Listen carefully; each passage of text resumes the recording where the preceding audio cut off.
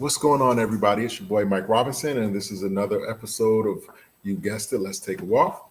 I hope everybody is having or has had an amazing week. Um, and even if you haven't, we still made it to Friday. We here, so that's definitely something to celebrate. Tonight we got another one for y'all. These two power packed individuals are ministry a ministry team. They are husband and wife. They are brother and sister. They are man and woman of God. They are you name it, they do it. And there are not enough superlatives to fully explain who they are. These are the Berries, Pastor Justin and Lady Kendra.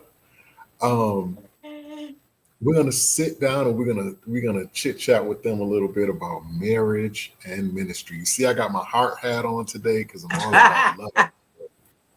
Um, so we're gonna chit chat about marriage and ministry and how that whole dynamic works, and we're gonna see how they, kind of balance between the two because I know that it can definitely be a challenge. I definitely have a lot of questions. I'm definitely curious.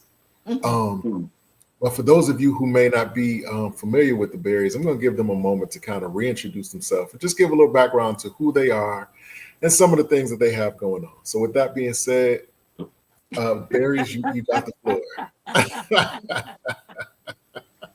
The shenanigans are starting See, already. I was just about to say that. I was just about The to say shenanigans are starting already. Happy Friday, everybody. My name is Kendra Berry, also known as Lady K. I am the wife of the Pastor Justin J. Berry Sr., and he is the Excuse me. pastor of White Oak Springs Missionary Baptist Church in Franklin, Virginia. Oh, okay. That's it. I mean, you basically introduced me while you introduced yourself. So, You hey y'all, I'm him. So, hello, Pastor Jay Berry here from the White Oak Spring Missionary Baptist Church, 26125 Delaware Road, Franklin, Virginia 23851. Come on out. Our services start at 11 a.m. on Sunday morning. We have 9:45 Sunday school. So come on out. We got a lot for you. Bible study is at 7 p.m. on Wednesdays. We open up our Wednesdays at 6 a.m. with a prayer call. 12 noon, we pray individually. We fast on that day, and then we come together and bring it all together. So if you have a moment, have time, come on out. Franklin, Virginia. that's those are our titles. We are also mom and dad to six kids, five whom are adults, one who's a toddler and runs our house. Runs her. Okay. Get it straight. Okay. We are business That owners. We that is are, no, I mean, he doesn't, he's ministry. That's a part of our ministry.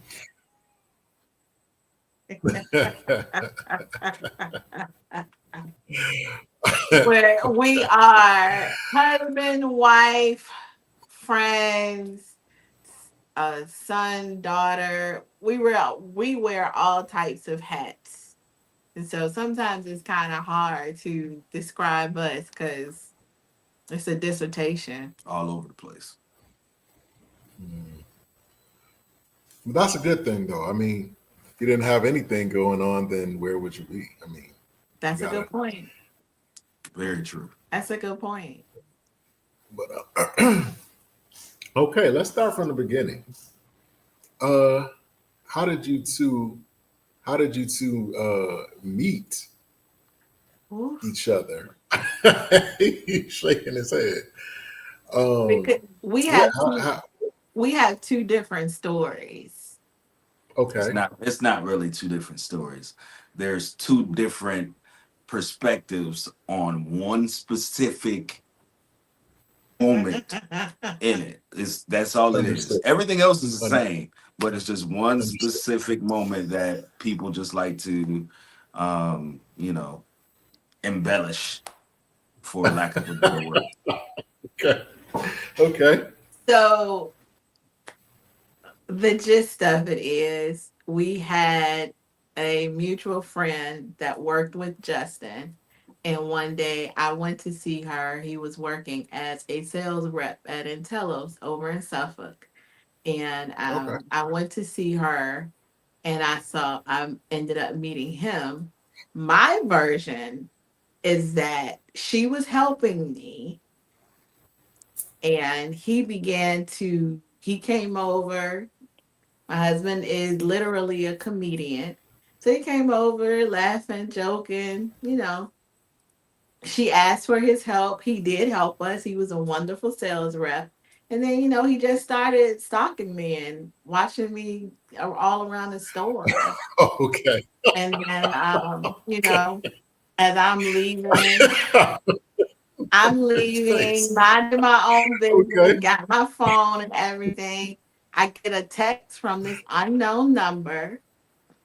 And to tell me I'm lying about the text, Okay. I get a text from this unknown number. And the text said, because my friend's name was Keisha. So he kicking jokes. He was like, Keisha says, when you shouting, it looked like you playing kickball. Okay. I didn't say Okay. it. And then he was like, oh, by the way, I think you're breathtaking. Wow. Okay. Breathtaking. Well, that's smooth. That's that Chi-Town smooth right there. Because my husband's from Chicago. That's that Chi-Town smooth. Okay. But his story. I don't even want to tell my story. Because my Okay. story is going to be irrelevant. So we'll just go with hers. Needless to say, we began to talk. We Mhm. began to talk. And from that moment on, we've been in each other's lives. We learned through text messages that we had a lot of stuff in common. Even down to I went to Hampton University. He was supposed to go to Hampton University. His sister Amy and I share the same birthday. And the kicker, what got him mad point, you want to know what got him me? Is his father. What's that? It was his father. Okay. I worked with my father-in-law. When I was in college, I worked at Sears in Newport News. And my father-in-law worked there. And he was one of my favorite people. So we went out on a date one day. And when we pulled up at his house, he's like, oh, there's my dad right there. And I looked at the steps and it was Mr. Willie. So when I looked up and I said, Mr. Willie is your dad? And I punched him. I'm like, Mr. Willie, your daddy? He looked at me like, how do you know my daddy? I was like, if Mr. Willie is your father, you have to be a good man because Mr. Willie is the bomb.com. Wow. Okay. Yeah. Okay. He is. Yeah, Mr. Willie. Shout out to Dad. Yeah. Shout out to Mr. Willie. Dad got him a wife. So shout out to see. Mr. Willie. Okay. Hey, we gotta go too far, don't we? We just gotta go way too far. I understand. I definitely been there. My wife is from Chicago as well, coincidentally. Wow. And her sister's birthday and my birthday, we have the same birthday. Her sister and I have the same birthday. Coincidentally. Wow. Yeah. Shout out to Amy though, because our birthday is next month. Well, tomorrow, the month of November 20th. My sister-in-law, Amy. Oh, okay. Awesome. I know Pastor Justin gonna do something crazy for you. He's gonna do something crazy. I'm not. I'm here. I'm here to waiting on the questions. See. I know my okay. You. I'm gonna play your little reindeer game, Pastor Jay. I'm gonna play your reindeer game. Okay. So, Pastor Justin and Lady Kendra, Mhm. Mhm. I have so many questions and so limited time. So let's start. Um, when did when did you decide, or when did you hear the calling of ministry come upon you, particularly even before you became a pastor? I mean, or did that come at the same time? You know what I'm saying? Did the calling to become to go into ministry and the calling to pastorship, if I can make up a word, come Mhm. at the same time? What was So what was the dynamic? so my call into ministry started at a young age. Okay.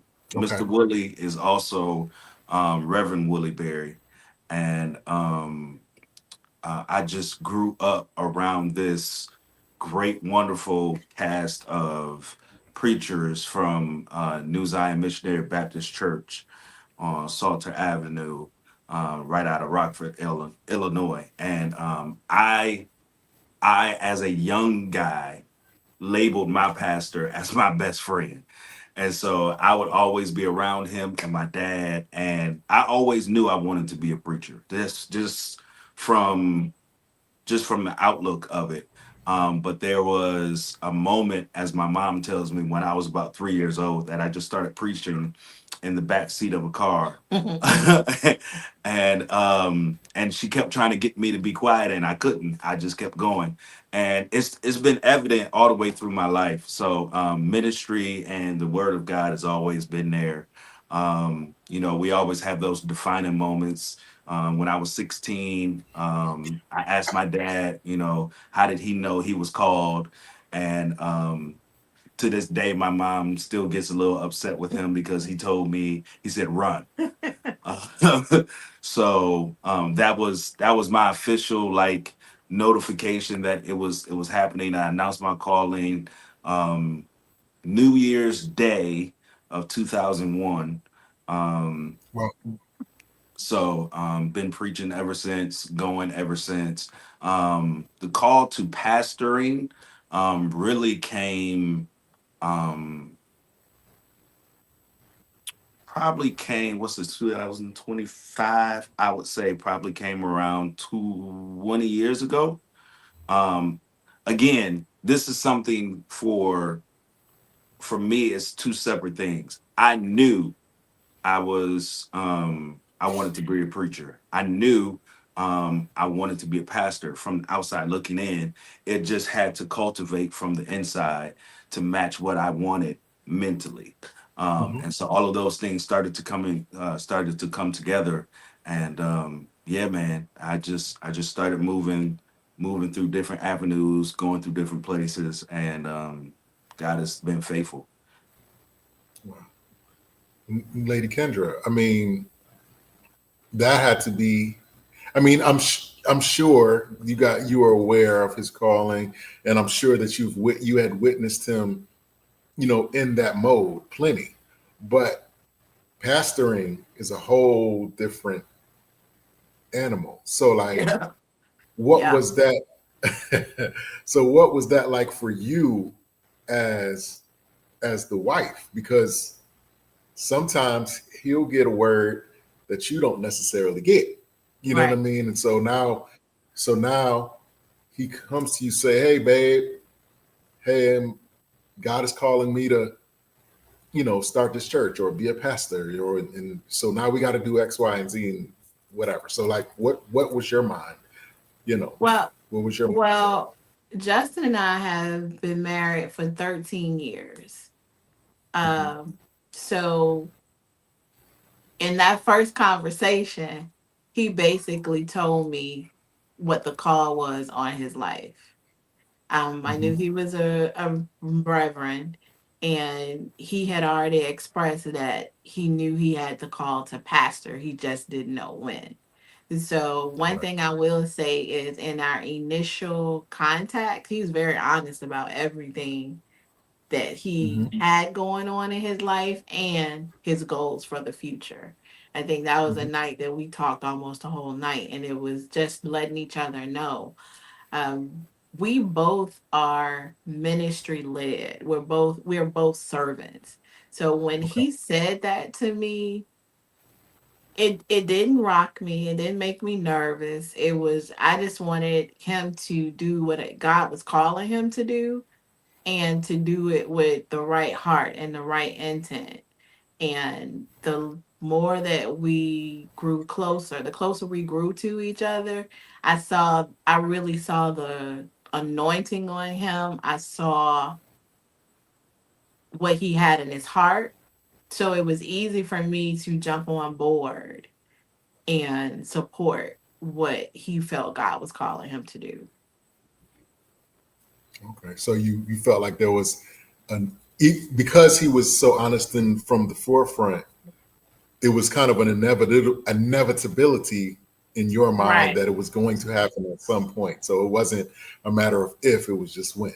It was just when, and then like I said, the closer we grew to each other, and then when we got married and started to do life together, I just saw that serving and ministry was just a part of his life. Like, it's just a part of who he is. You don't have to ask him.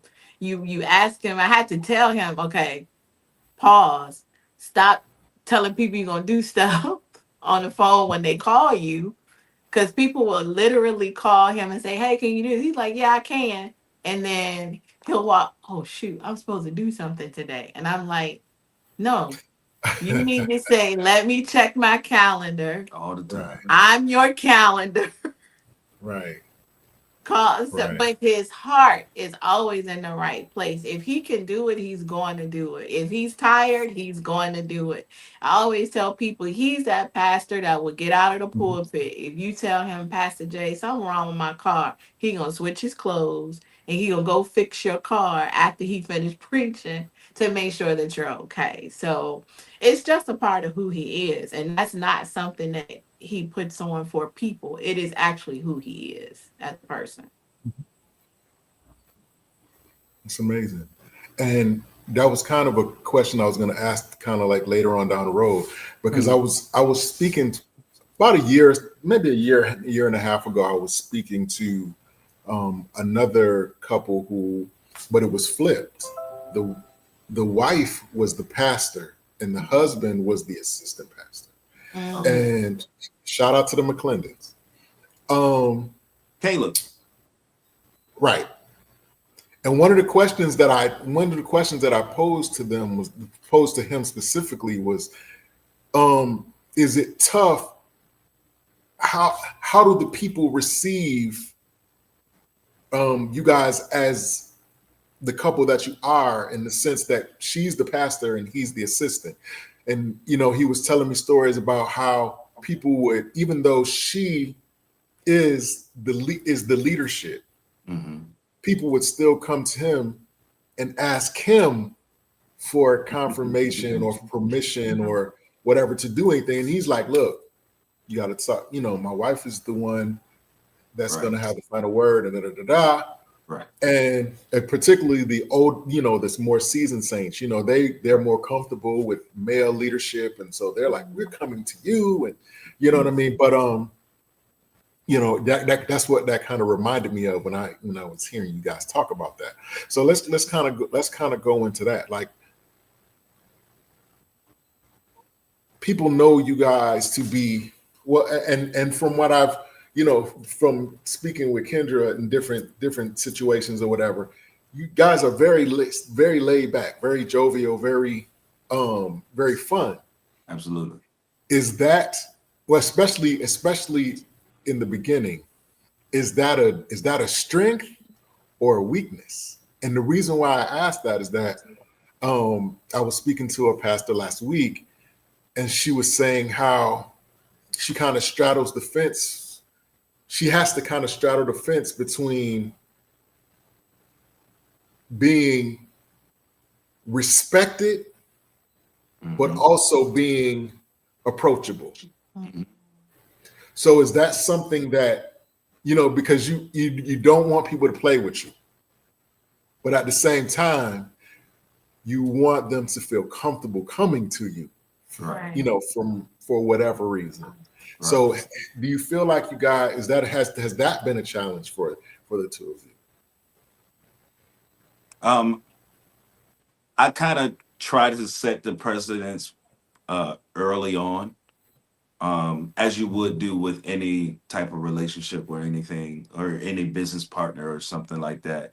You want to kind of make sure, hey, I'm good. You can come to me and talk to me. However, if there's something that needs to be talked about or something that needs to be set straight, then we'll have to do that. But it all can be done in a respectful manner. I am never going to cross anybody or to become disrespectful with anyone unless it gets to that point. Everybody got that point, right? So certain things that you don't mess with, certain things you Right. don't, you don't do. But I will always be respectful, and I have always been, and I think I get this from my dad to the point to where um, my jovial side can also be the side that is the mean side, because I grew up in a Mm. house that's very sarcastic. Um, Yeah, so yeah. my sarcasm and Shoot. I seen her shaking her head. I was just gonna keep going because I already knew she was gonna say something about it. Right, However, right, the one shaking her head is also sarcastic, so it doesn't make any right, sense. right, But that's where it could be, I have to manage both sides, because like I said, I would never be disrespectful. However, my sarcasm may come off a little strong, but again, you got to be approachable. I will always Mhm. laugh and joke with somebody, even if somebody don't like me. I'm still gonna laugh and joke with you, because it's not Mhm. my job or my purpose to be mean to you. I still have to love you regardless of the fact Right. of what has Mhm. happened or what has transpired.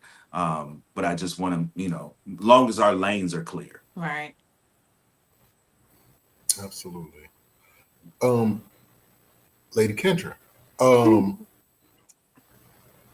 is that something that you had to contend with as far as people respecting the fact that you, like you said, are his calendar? And you will say, he's laughing. You will say, well, okay, well, you want him there at 9 o'clock. Well, he can't do 9 o'clock because he got this going on at 9 o'clock, and he's not going to be done till whenever, whatever. Is that something that you had to contend with? Do people? Because people won't have a tendency, especially when you have the type of husband that you have, that is so open and so willing to help. People have a tendency to kind of like look past you. You know what I mean? I ain't got to. He gonna say yes anyway, so ain't no need. You know what I mean? Like, is that something that? Well, he shields me from that. People really don't come to me. Some do, most don't. Justin handles that. Okay. Justin, uh, they'll come to him, and then he'll come to me. Hmm. Now, I have a very stern face. I mean, most people think I'm mean, and I'm not. Hmm. I'm somewhat no nonsense. I'm not mean. I'm somewhat no nonsense. And Okay. I'm very protective. I'm Hmm. very protective over my husband. I'm very protective over my children. Sometimes what I see is disrespect, he doesn't see it that way. He's way calmer than I am. Hmm. I am still learning. I am still growing. And sometimes all I see is people taking advantage of his kindness. And that's what I don't like. But I have learned from him, don't play with Chi-Town, as I say it. Mm. And he tells me all the time, babe, I can handle it. I got it. And I'm like, but God has been, if I am transparent, God has been helping me with that. And I have been trusting God and trusting in my husband more in that Mhm. area. My biggest thing is, you're not going to mess with my husband. No, no, no, no, no, no. And Right. he is reminding me, he is helping me to see that in these new roles as pastor and first lady, we have to always treat people with God's love and God's kindness. God has us, and as shepherds and leaders, we have to have God's people, which means people are not going to like us. They're not going to always agree with the decisions that are being made. They will have something to say about him, nothing to say about me, something to say about him, nothing to say about, something to say about me, nothing to say about him. But through it all, our role, our job is to show them the love of Christ. That is what we signed up to do. That is what we told God we would do. And that is what we have to try to do every day. Do we always get it right? No. We're human. We make mistakes. But for the most part, we're putting in a very strong effort to do that. And we are a young couple in leadership. So sometimes it's harder for the older generation to even view us as leaders. And then so you have to kind of maneuver through that, which is still, like he said, still be respectful, because that's the way that we were brought up. You be respectful to your elders and things like that. And so he tries to shield me from a lot of stuff because he knows I can go from 0 to 10,000 real quick. Whereas, 10,000. whereas in order Okay. for him to get to that threshold, you gotta push down on that button like a long time. But once you push on that button, and it's only Jesus can come down and stop him, and that's It's not the truth. Okay. Wow. Okay. It's not the Okay. truth. So, so, as leaders, as being in this position, for so many years, you've witnessed and been a part of ministry from a certain perspective. Mhm.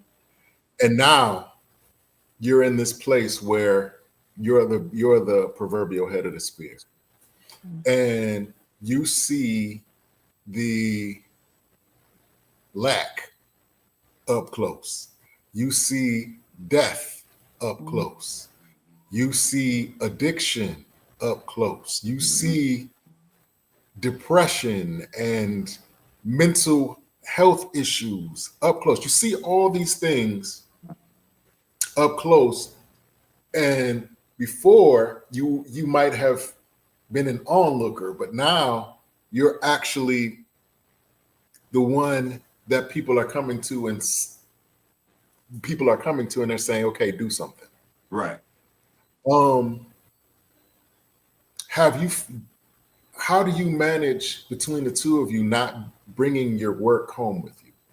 Because you experience so much stuff, you experience so much of this stuff every day probably. And then you have to go home and function in a healthy marriage, healthy parenting, and just being healthy people in general, in order to even do the other stuff.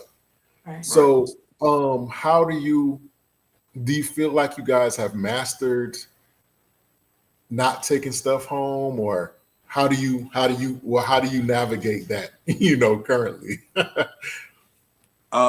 So one of the ways that has been something we have learned is learning each other's process.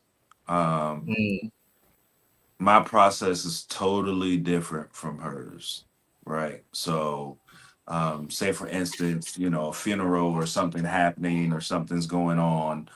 She is the one who wants to talk about it and get her thoughts out and say it out loud, and kind of discuss it and things of that nature. Whereas I am more of a person who will process internally and think about different things, go through, run it back in my mind and play through different situations and different things that transpired, and then kind of talk about it, because I don't want to just throw random things out there. That's my process, and her process is, let's talk about it now while I still got it on my mind, because if I don't, I'm gonna forget it.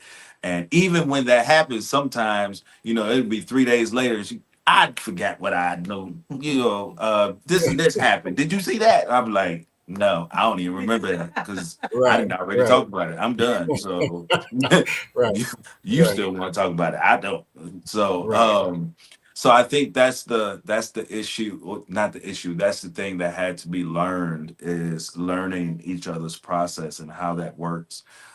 Because then if that's not done, then it's going to be stuff piled on, and then you'll have so I work on cars, right? So I view things in a mechanical way.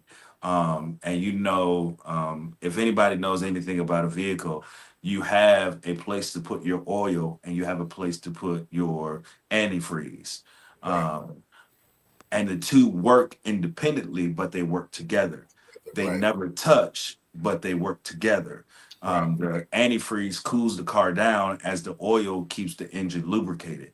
However, if that engine block breaks and you have antifreeze that mix with oil, then the antifreeze will get into the engine parts and make the engine seize up.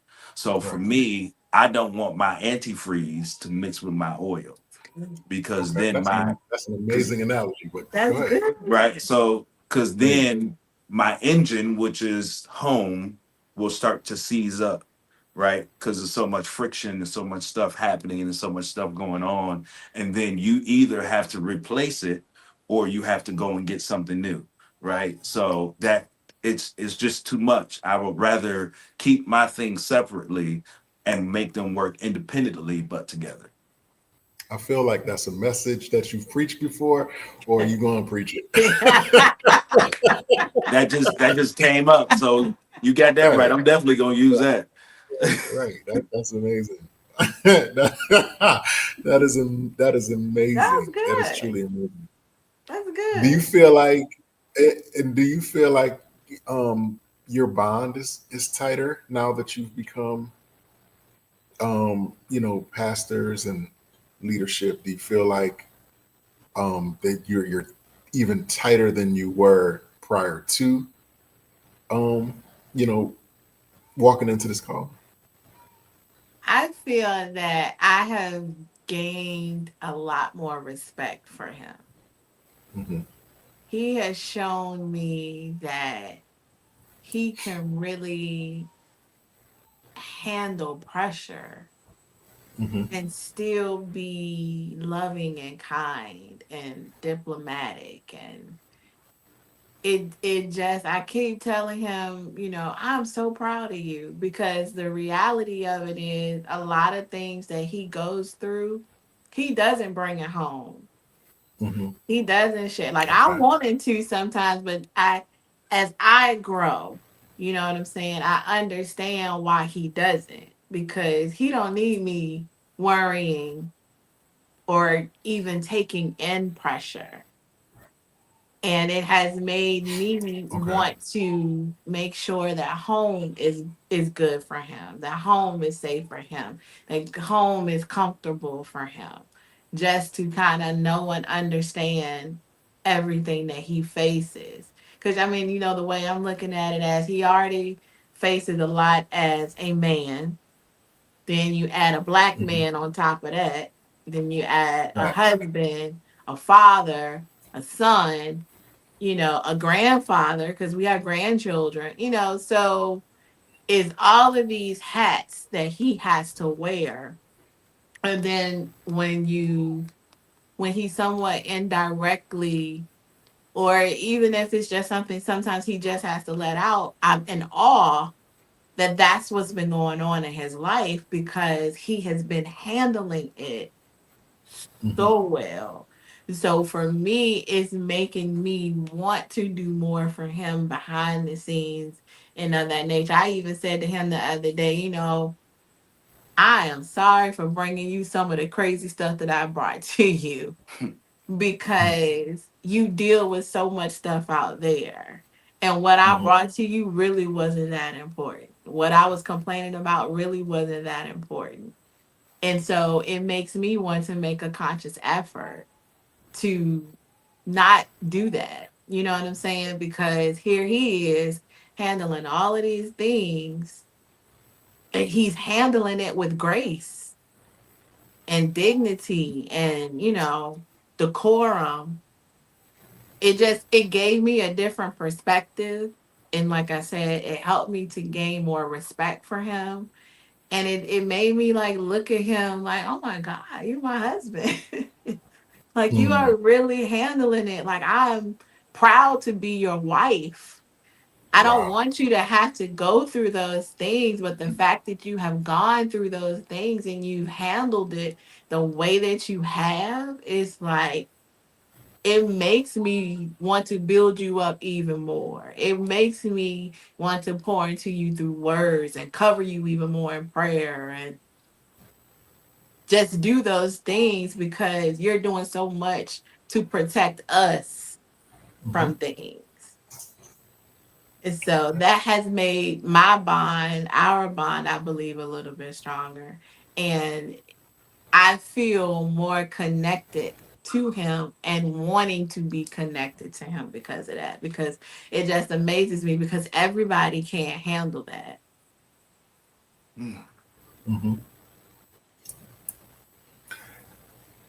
Pastor Justin, Yes, let me sir. ask you this question specifically. Okay, you have First Lady Kendra, and you know how she is. You know she's she's very lighthearted, very funny, and very great sense of humor, and very friendly, and all these things that I see, and the stuff that I've never seen, only you see. Mm. Answer answer me this question: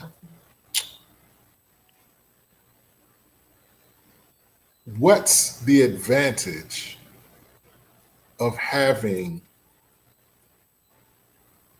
a wife like yours in ministry? Because you could have ended up with anyone.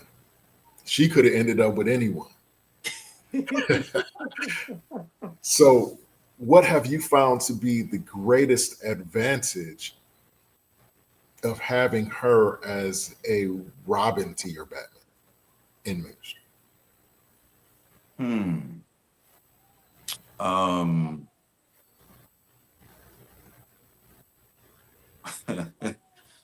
um,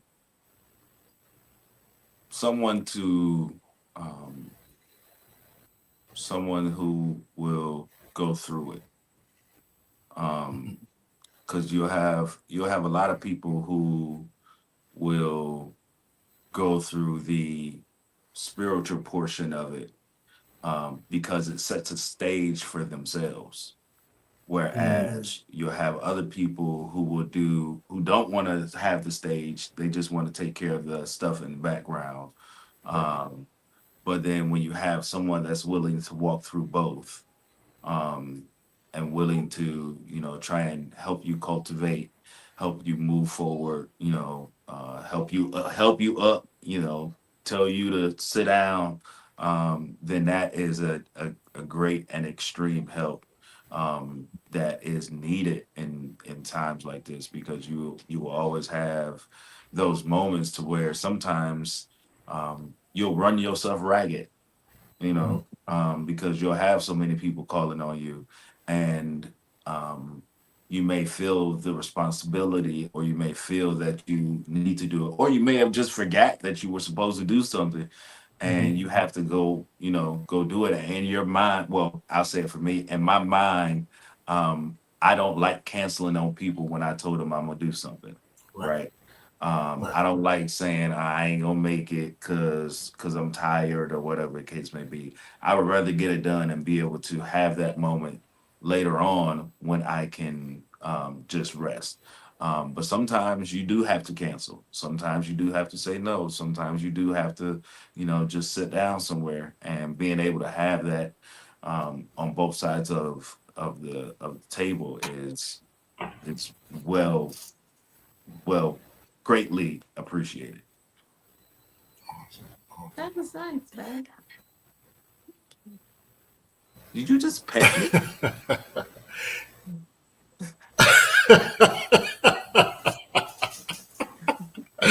Okay. Moving moving right along. You guys, as you stated earlier, you guys are relatively young uh in the game as far as the ministry. But even with that, understanding, what does legacy mean to you? Is that something that you think about at this point, or is that something that maybe a couple years down the road you think about it? But how what does legacy mean to you at this point? Wow. Um, I have I've had the great and esteemed pleasure of having, everybody says they have the greatest parents. So I'm gonna put my bid out there and say I've had the esteemed pleasure of having the greatest parents for Reverend Willie Berry and Deaconess Irma Berry as my parents. Um, and I was taught about legacy long ago, not through them saying this is what you want to leave behind, but because of what they left behind, right? Mm, okay. Because there's so many different guys that I grew up with, so many different guys that my brother grew up with that will constantly say, man, Coach Barry, I remember him doing this, or they'll remember a game, they'll remember a practice. My mother, who's a teacher, um, will have students on Facebook that she's, they're over 40 and everything, and they'll still say, Miss Barry, when you did this, da da da, and they'll thank her for the stuff and how strong she was. They didn't like it then, but even just having those people who I've grown up with, who I've seen, who my siblings have grown up with, to come to us and tell us, man, your dad or your mom did this and did that, and they weren't even looking out to do that. It was just in them to do. Yes. That's what taught me about legacy. Not saying that that's what I wanted, but that's what I wanted to impart. I wanted someone to be able to say, yeah, Reverend Barry, Pastor Barry, I remember when he preached this sermon. I remember when he said this, or when he came and fixed my car, whatever the case may be. Whatever it is that I can do, that God has given me talent to do, to be able to impact someone's life for the better. Um, I'm willing to do it. And if that's my legacy, that will be my legacy. I think when it comes to legacy for me on both sides, I think the thing that both of our parents taught us is love. Absolutely. They have shown that's their legacy is love, imparting into people, caring for people. My father too was a football coach. And, Coach White this, Coach White that. My mom was that mom who was bringing snacks and, that's Every game. at every game, showing up, being there. That's who our parents were. That's who we are. We try our best to show up for our kids. And we see that in our children now in their adult years. It's just the things that they were just doing as parents, training their children up the way the Bible tells them to. That's a part of their legacy because those are the things that we honor in our parents. Like I said, I knew my father-in-law before I knew Justin, but he was such a loving and kind person and made me feel safe and was funny. He just, I knew that someone from his legacy had to be a good person because of Right. who he was. And I was right. He is the exact replica of his father. And my sons are the replica of their father. So those are the things that are being passed down, even down to our daughters. They have expectations in men because of what they see their dad and their papa do. So those are the things more, people look at legacy in different ways. The way I think we look at it as making sure that our children pass on love, uh, a strong foundation in God to their children, and then we continue to pass. That's the legacy that I would want to leave for our family. And we always tell our kids, one day we won't be here, but y'all have to have the core of what it means to stick together, to love each other, and to love God.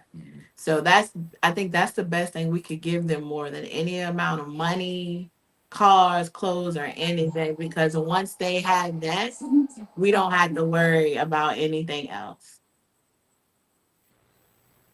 That's amazing. That is amazing. Okay. Let's talk about parenting. Um what has being in this, how do I say it? What has been in ministry, has ministry taught you anything about parenting that you feel like you didn't know before, and vice versa? Has parenting taught you something about ministry? Like, is there an advantage to being parents operating in ministry, and is there an advantage to operating in ministry when it comes to being a parent? If that makes sense. To me, parenting is a ministry. Mhm. Parenting is ministry. One I thing mean, as about far as, not to cut you off, but I mean as far as how you deal with people just generally. Like, has parenting kind of given you a somewhat of a leg up when it comes to how you interact with your patrons? yeah, but one thing we learn, one thing I've learned is with our children, all six of them have things that are alike, but all six of them are unique people, from the oldest to the youngest. Everyone is different, which means even as they were growing up, we couldn't discipline one like we disciplined the other, because they all had different needs. They all had different ways that they received information, that they learned things. And that's the same way it goes when you are leading a congregation or leading people in general. So we had to take the time as parents, and I tap him on the shoulder, I tap me on the shoulder. Mhm. We had to get to know our child, and we had to get to know our child through different phases of their lives, because as they grew they became different people. So we had to get to know them during all of those phases to learn how to communicate with them effectively. And that's exactly how it goes when you are in church leadership. And like I said, any other type of leadership, you have to make it a point to get to know those that labor among you. And I don't mean I got Mm. to get to know you when we're not feeling each other, because when conflict comes, then we have to learn how to exercise conflict resolution. We have to learn how to communicate with each other. We have to learn, okay, just because I don't agree with you right now doesn't mean I'm going to stop loving you, or things like that. It means that we have to learn or find the median point so that we can reach that spot. Because there's a lot of things my kids didn't like that I said to them, but I still had to, hear what they were saying, and they had to understand what I was trying to tell them as well. And my husband has this thing where he calls this the open door policy. My door is always open to you. And then he'll always end it, once he gives them his lectures, I call it his Cliff Huxtable lectures. He'll say, all right, any comments, concerns, or emotional outbursts. Yeah.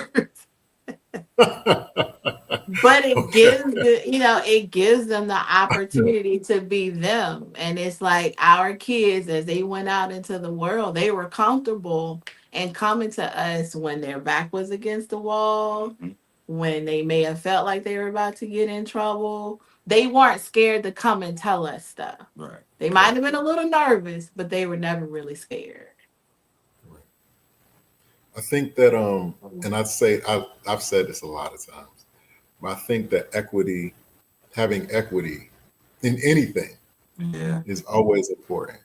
Right. And so a lot of people, parents, like I was in a parenting, I don't even know what I would call it. I think I was the only man in the panel, but it was like a parenting discussion, I guess you could call it. And they were talking about how their kids, or particularly their daughters, were like having attitudes and they were disrespectful and they would always get into it and stuff like that. But I feel like a lot of times we have trouble with our kids because the only time that we engage them is when we're scolding them.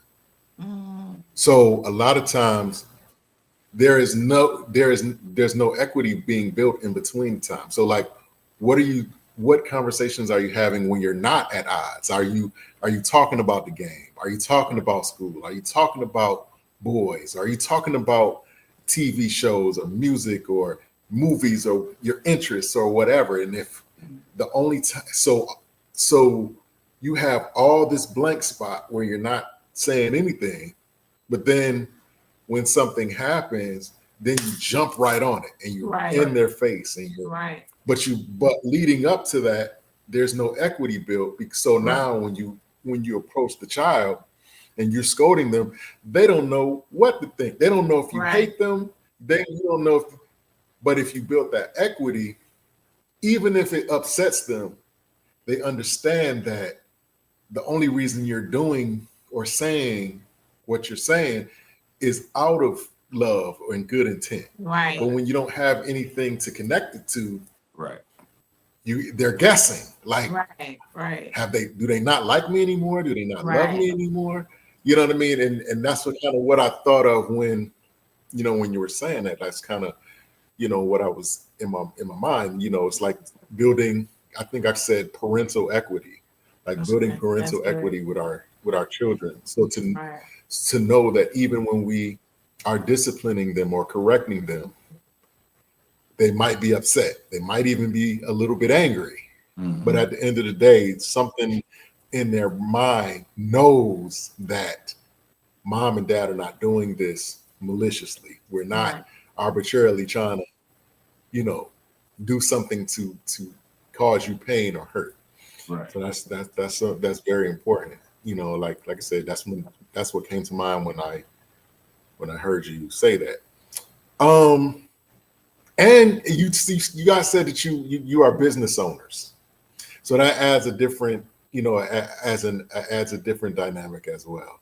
So what's that like being business owners too? Like, does that add is it difficult to maintain, make consistent, good business focus when you got so much stuff going on?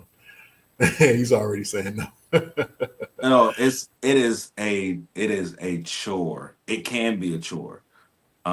Because you're trying to do so many different things, that certain things may end up falling to the wayside, right? Especially when you have those moments where um, inevitable things happen. If there's a time, let me see, there was a moment, and I love my White Oak Spring family. I really do. They support us. They do so much for us, man. But there was a moment where it seemed like it was something happening back to back, right? Mhm. Whether it was somebody in our congregation's family member passing away, one of our family members passing away, or something or another just went crazy. And so you have those moments to where you have so many different things and so many irons in the fire that you have to actually tell yourself to focus on one specific thing, or you have to say, I'm gonna put a pause on this thing, and you have to put those things in order so that you can so that you only so that you are able to put out the fires that are starting to burn and not allow them to just engulf the whole thing. So I think working through ministry, working through marriage, and working through business, it can become difficult. But again, if you have someone that is facing the same direction with you, walking the same direction with you, then you should be okay. It was if I start the very first Sunday that he was in the pulpit as Mm. pastor, that Monday I had our son. Wow. That Yeah. Monday I had our son. She came to church Wow. for one I Sunday. came to church for one Sunday in the month of February. And then Ducey was like, y'all ain't doing this without me. And he Right. came. And then Wow. like that following month, my grandmother died, and then he had an uncle to die. And like he said, our White Oak Spring family, they were with us the entire time. Right. Food. Oh my God, they were feeding us. Brother, listen to me. Huh? And I'm talking just about food. and showing up, cards, calling and texting, you know, that year I didn't have to buy any diapers for Ducey. They were just sending stuff. Right.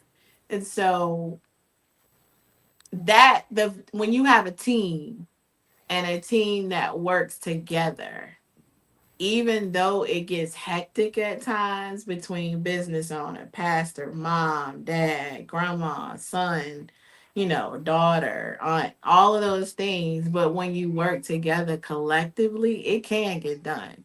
And that's something that didn't just start in ministry. That's how our families operate. That's how like his family operates, my family operates. We all come together to get the job done. Okay. So it just kind of went over into our ministry, and it goes into our business too. It's always going to be hectic. Mm-hmm. So tell me this, Pastor Jay. Yes, sir. The two of you are leaders,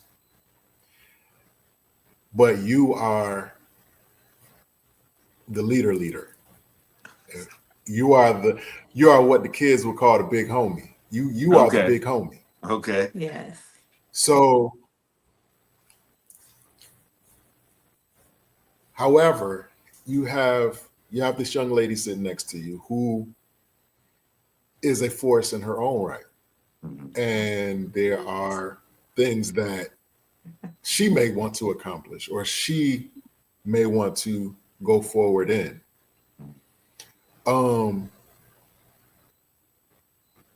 How have you guys been able to navigate? Because I hear her say, I support my husband and I push him, I'm proud of him, I do this and the other to make sure that he moves forward because he's dealing with thus and so. But how do you guys navigate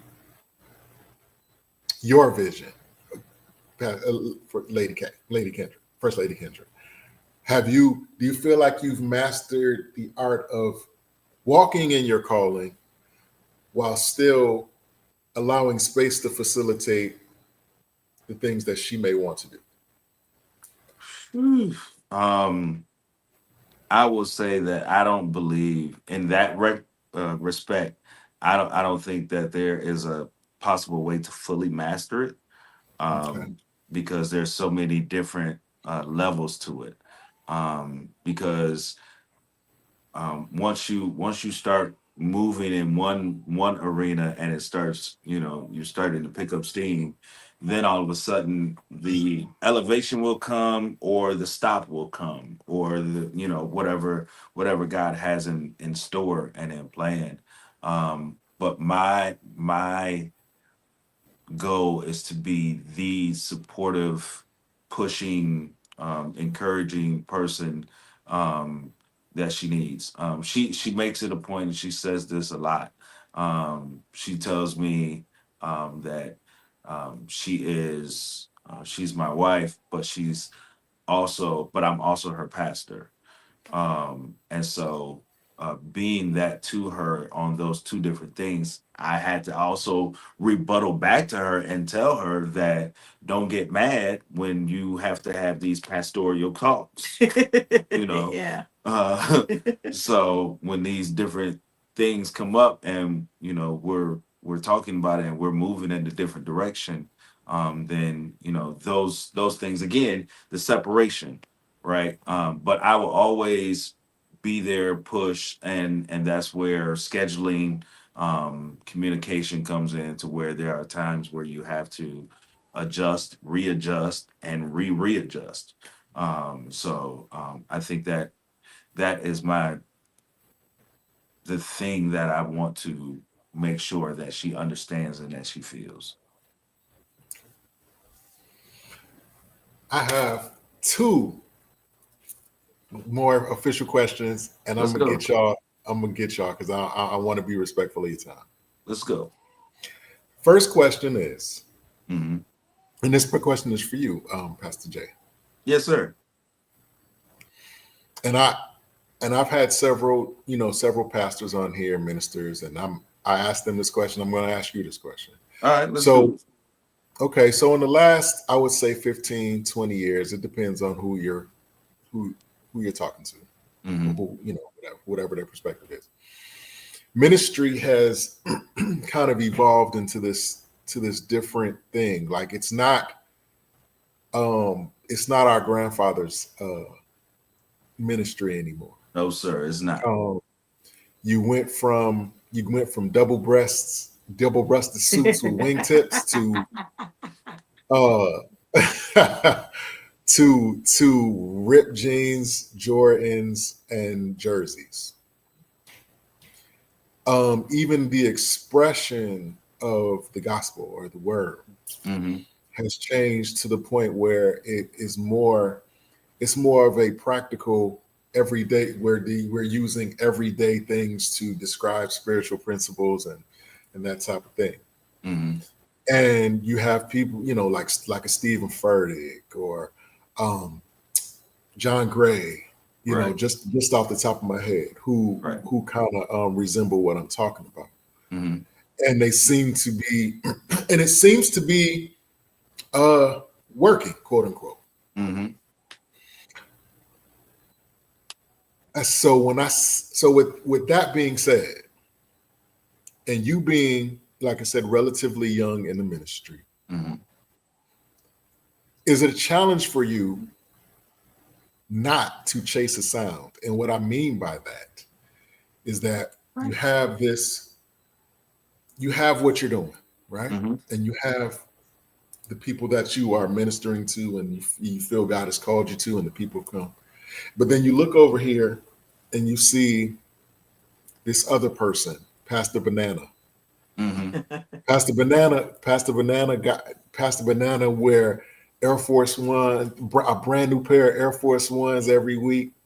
He got Balmain jeans on, a Balenciaga shirt. I mean, iced out, and he's show enough preaching. You know what I Okay. mean? It's not like that's what it's all about. He's doing his thing. Right. And it seems to be Mm-hmm. that his movement has a trajectory that seems to be constantly growing. And here you are, Mm-hmm. as effective and impactful as you can be in this space. Mm-hmm. Is it tough for you? Has it ever been tough? Has it ever been a challenge for you Mm-hmm. not to kind of like kind of adjust your Right. presentation or Right. adjust your message to kind of fit Right. what's quote unquote in at this present time. Right. That is a very, very good question. Let me start off by saying I still love me a good wingtip and double breast soup. I was raised by some old school Baptist preachers, okay, Yeah, and yeah. seeing the hard bottom Stacy's. You hear me? Facts. The ones that come to the point where your pinky toe got to roll over onto that other toe. Yeah. Yeah, Right. where you can't Right. tie it up too tight until the leather break in. That's the type That's of a joy. fact. Right. Yes. Yes. Right. So those are that's what I was raised up on. Now I will get up in the pulpit with some jeans and some Jordans, depending. But it was a challenge for me when um when I moved to Virginia. Because that's when I really started to get into researching and listening to other preachers. I had only a few sounds in my ear my whole life. And those sounds, while the preaching and the context of it um, were pretty much the same, the rhythm of it and the nuances of it were slightly different. But coming to Virginia, I entered into a whole new world of preaching and was introduced to a whole new world of preaching. And so I have always wanted to be or thought I could be one of those preachers who could hoop real good. I wanted that thing so bad. Oh man, I wanted to rear back, have my hand right here. Right. You know what I'm saying? And Yeah, really give a good shout. You know, yeah. So that's what I wanted, but that ain't me. And I had to realize that. And so what I was able to understand in ministry is while ministry changes, God's word doesn't. That's right. Right. So all these different fads that are coming out, they're always going to happen. They're always going to move through. You're always going to have some major televangelist out there who is, doing really big things, and their social media is live, especially in today's time. Anybody can get, 100,000 followers, and all of a sudden they are just, booming. But that has my goal has always been to reach the ones that God sends me. Never to be the ones that reach those that just come. That's good. Right. Because the ones that just come, yeah, they're supplying your ministry, yeah, they're putting money to it, yeah, they're doing all of these things, but they're also blinding you to the fact of what God is doing sometimes. So my thing, and no shade to any of those preachers that are doing that. My thing is, and I'm not thinking small because I know God can do major things, but I just want to be able to do the will of God. I refuse to allow certain things to go on that will steer me away from Him. Right. I like to have fun. I like to cut up just like anybody else. But there are certain things that are sacred. One thing I won't do is make my area, my altar where I am supposed to come and preach the word into a stage. Okay. Right. Because you make it a stage, you become a performer. Right. While I've always wanted to be a part of New Edition, right? While I've always wanted to do that, right? You know what I'm saying? You know the dance. I ain't got to do it. You know the dance. See, he already know. He know the dance. So I've always wanted to be a part of New Edition. I will not get up there and try to woo God's people or woo God by smoking mirrors, dancing, hand gestures, and all of that stuff. I would rather preach the 2 than the 2,000. as long as they are Okay. saved. Good. Oh, that is amazing. Okay. Okay. Um, you guys you guys are an attractive couple. Oh, thank you. You know it, man. You And know I'm out here, boy. I'm out here, boy. right. I'm out. Oh, Yeah. I was speaking to I actually was speaking to a female pastor, and I mentioned this last week too. I was interviewing a female pastor one time, mhm, a single female pastor, and she was saying how, and she was very, very attractive lady, mhm. and she was saying how there has to be a extra. She has to she had to carry an extra. I'm paraphrasing. She had to kind of carry an extra layer of discernment and anointing with her. Where she was saying that she actually had situations with an S where she got invited to come preach at different churches. And then after she preached, the pastor says, "Hey, I only invited you because I want to take you out to dinner, or I want to, I want to date you, or I want to," basically shooting their, Shoot they the only shot. invited her to shoot, to have an excuse to shoot their shot Right. with them. You guys are an attractive couple. You are young, you are charismatic, you are powerful, you laugh and you joke, and that's the most powerful part. You guys smile. You guys actually are friendly people. And so with that being said, is that something that you guys discuss? Like, is that something that you guys talk about as far as how people of opposite sex or whatever view you, or view how, do you discuss how you engage people, you know, in the church and outside the church? Is that something that you guys discuss, or is it just understood that this is what it is? And Oh, you want me to take that? I'll say it this way. For my side, Mhm. if you are consistently um, covering each other, being there for each other, consistently watching over each other, um, while embracing, you can see the opposite side, Mhm. right? While standing back to back, you can see, all things going on. And so sometimes there may be a time where you are embracing and you are watching each other's back. And then there's a time where you may be back to back and you're watching each other's back as well. Mhm. Um, for me, I believe that having those times and those moments and knowing which direction to turn and to look and to face, and having somebody being vigilant about doing that, will always have a positive impact on the relationship, on the person individually, and whatever they have going on.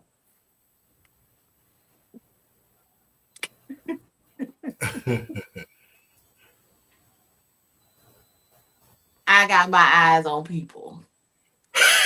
The word says I be watching and I be praying. Okay. Right, I mean, right. because the truth about it is, yeah, we're leaders, but we are also people. Right. The enemy is going to tempt us or attempt to tempt us just like he does everybody else. We're not excused because we're leaders. Mhm. But the point of it is to pray, communicate. When you have a weak moment, be honest about your weak moment. Never get too comfortable to think that he won't come knocking at your door. But That's powerful. yeah, you That's you powerful. can never think that. And then also, people, I'm gonna speak from a woman's perspective. women are attracted to him. He's a nice looking man, kind, you know, but a lot of times they're attracted to the anointing. Right. Right. So what you see before you is not what you necessarily would get when he comes home. Because when he comes home, pastor, he takes off the pastor hat, and so to speak, not to say anything negatives, but Yeah. it when you walk through stuff and you have an anointing and a call in your life, you know, sometimes you go through hell. And those people who are attracted to the anointing aren't built to walk with you through that. You know what I'm saying? There Right. are some nights when he has so much on him, and the Lord will wake me up and say, "Go in your closet and pray for your husband." It's a connection. It Right. is a duty. It is a job. He sees things and that I may not see as a woman and another man. So therefore he'll stand up, or he'll stand right Right. beside me. So it is about us always being connected to God and being honest with each other. We're not perfect people, and they're just different situations that may come up, but as long as we keep God first and we know our purpose in each other lives, we Mhm. still watching, Okay. but Okay. but we also know that I know nobody can be to him what I can be to him. He Right. knows that nobody can be to me what he can be to me. So therefore, we also have to lift each other up and cover each other in prayer. And then we surround ourselves with couples who are keeping us in prayer. Couples who walk through the same things in life, and they're praying and they're coaching and they're mentoring us and they're walking through this thing with us. So therefore, when we come together and we all of those things together, then we can go ahead and we can fight the enemy before he even attempts to come to us. But it's always a learning process, and it's just something that you just have to go to God in prayer with, because those things will come and the enemy will come at us with more of a vengeance because of the mantle that we carry. Because see, if he dismantles that, then he's dismantling everything that God has put in us for other people, and then that goes into dismantling the destinies of other people. That's good. That's powerful. Okay. This is my last official question, guys. The last one. Um, this is a question that I ask all my guests. I've asked, First Lady Kendra before. I don't know if she remembers or not. But when I ask, I just want you guys to take a minute and think about it and give me the most honest and transparent answer that you guys can give me. And here's the question: what would have to happen in your life, if it hasn't happened already, for you to consider your life a success? What does success look like for you specifically?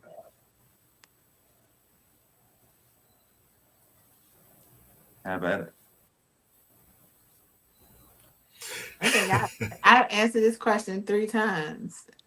This will be the I third think, time. yeah, yeah, Yeah, yeah. you always ask this question. Success for me is to know that I have made the right difference in a person's life. And when I say the right difference, um, it makes me feel good. I literally just had a church member say to me the other day, yesterday, I think, they called me and they were like, you know what? Watching you and how you're always telling me to love and to keep pushing and to, be human, but know that God's guiding me. And then to watch you actually exercise that type of faith has made me want to do more and to be more like that. And, this really blessed my heart. They were like, I'm proud to say that you are my first lady and that Pastor Jay is my pastor. Wow. And that touched me because all I'm doing is being me. I don't have a problem with people seeing my mishaps. I would never wanted to do it to kill a witness, but I believe you have to be authentic and you have to let people know that yeah, I go through the same things that you go through. It's no different from me just because my husband's a pastor and I'm First Lady Kendra. I fight the same demons sometimes, but it's all about a choice. I choose to believe what God says. I choose to believe that when He says me, I can do all things through Christ that strengthens me. I can do all things through Christ that strengthens me. I choose to believe when He says there's power of life and death in the tongue, that I have to be careful of the words that I say and how I need to meditate in on the word day and night. I choose to do those things because I authentically want to live for Him. Does that mean I'm gonna get it right all the time? Absolutely not. It does mean that I can get back up from a fall and try again and try again because His grace is sufficient for me. And what I try to tell people is that what I try to tell people that you see what I deal with. I try to tell people that God's grace is sufficient. And as the script, everybody focuses on the part where it says God's grace is sufficient Hallelujah. until they don't want to focus on the part where it says His power is basically made prevalent in our weaknesses. Speak the word. Hallelujah. So when we have our weak moments, God has the opportunity to come in and exercise His power in us. Yes, Lord. Right. And so, if anything, a success to me is by being the example of God's word. Yeah. I cannot with you. Okay, Pastor Jay. What does success look like for you specifically? Specifically for me, is a song I grew up on. This is what success looks like. Let the works that I've done speak for me. Come on, Pastor. That is something. Now you done got her started doing it. Keep doing it. That is something that I would love to ring out when my life is over. Just allowing God to use me and to be used by Him would make me successful. Although I've seen it, all the money in the world will make you the richest, but not the most successful. I've seen it to where you can have all the toys and capabilities to do whatever you want to would make you this type, but not the most successful. My success is not predicated on what the world can give me, but my success is predicated on what God has allowed me to accomplish. That's good word, Pastor. That's amazing. Yes, sir. That is amazing. Good word. So, okay.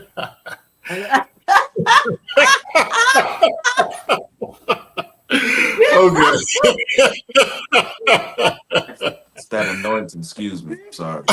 But you know what? This is what makes us work when we can pick with it, because life be lifing. And if you can't laugh and enjoy each other and have fun with each other, that's a sad life to me. Absolutely. There's a song out now. I don't know if you heard it. People be peopling. I don't know who sings it. Yes, I have heard. That Is that an Jonathan amazing McReynolds? I don't know. I think it's a lady sings it. Okay. It's a female that sings it. People be peopling. Well, anyway, it's a powerful song.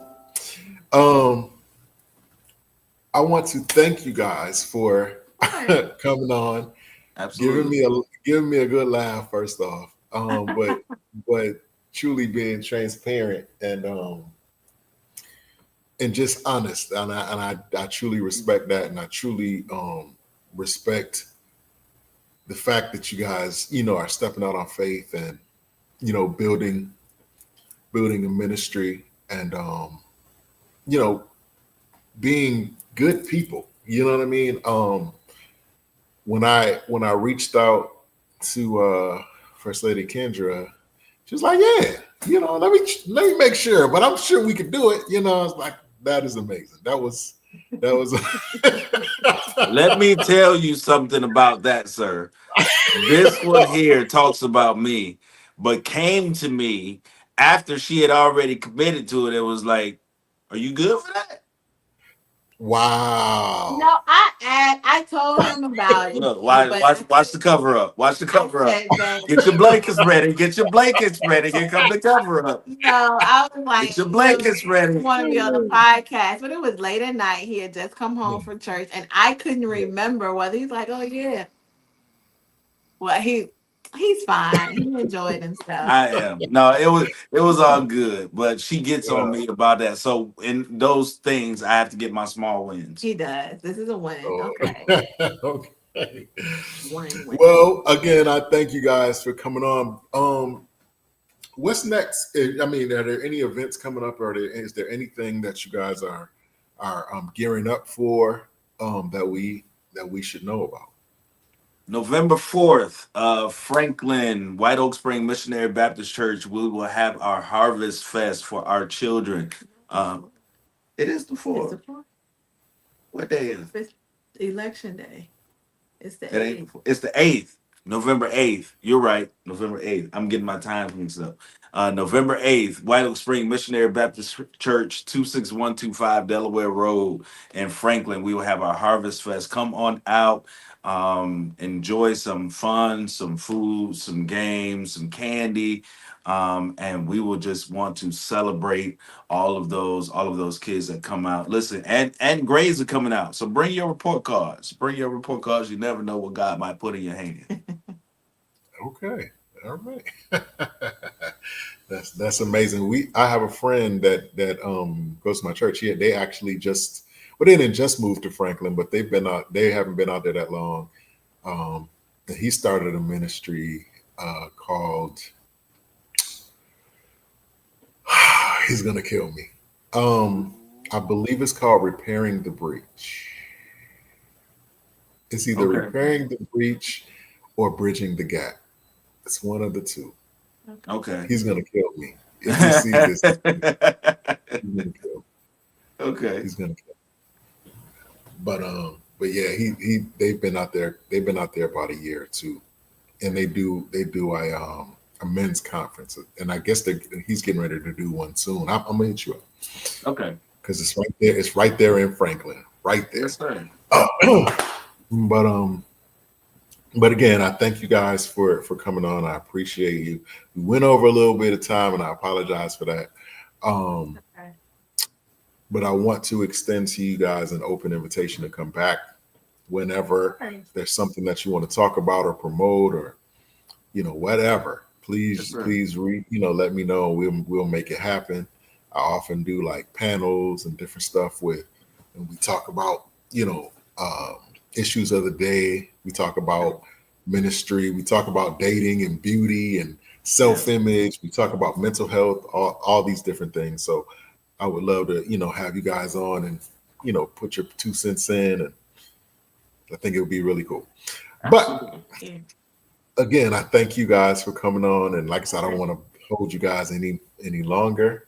I appreciate you. Thank you. Yeah. We no appreciate problem. you. Thank you. Absolutely. Shout out to you, Mike Raw. Great platform. We are thankful for your platform and just, even giving us the opportunity to discuss ministry and marriage, because it really is a topic that needs to be discussed. Yeah. It really is. So thank you. Yeah, you guys are definitely a couple that I admire from afar. Oh, thank you. That's what's up. Thank you. So keep doing what you're doing, and God bless y'all. I wish y'all much success going forward, and even the things that maybe you haven't even thought of yet. I wish you much blessings in that as well, Yes, sir. and your ministry, and your families, and your children, and everything that you have. Thank you. Bless you. Thank you, Thank sir. you. All right. Well, you guys have an amazing night and an amazing weekend, and we definitely will be linking up soon. Yes, sir. All right. Looking forward to it. Absolutely. Y'all guys have a good night. All All right. right, you too. Bye-bye. There you have it, guys. Another amazing interview with amazing guests. Shout out to the Berries. So transparent, so honest, so real, so cool. Just cool. All the way around. I always, enjoyed having First Lady Kendra on, and this is the first time Pastor Jay came on, and it was an extra treat. You know what I'm saying? I just definitely enjoyed it. I hope that everybody that watched got something out of it. I definitely learned a lot. It's always interesting to gain different perspectives on different situations and issues involving ministry, marriage, and that whole dynamic. I thank everybody who watched. I thank everybody in advance who will watch the playback. And as always, I encourage you guys to if there's something that you feel like God has led you to do, He gave you a vision or a dream or whatever, and it troubles your sleep, it's on your mind, and you feel like God has truly led you to do it, step out and do it. It's the time. It's the time. We all have a remnant of folks that are depending on us to make certain decisions and go in certain directions, left, right, up, or down. So when you think about it that way, becomes a bigger mandate. So that's why we have to be very sensitive of the decisions that we make and the things that we do, things that we say, the things that we involve ourselves in. But at the end of the day, if you don't do anything, nothing will happen. So step out. If God gave you the vision, that He will definitely give you the provision. So with that being said, man, I thank you guys, and we'll see you guys next time. At the end of the day, let's take a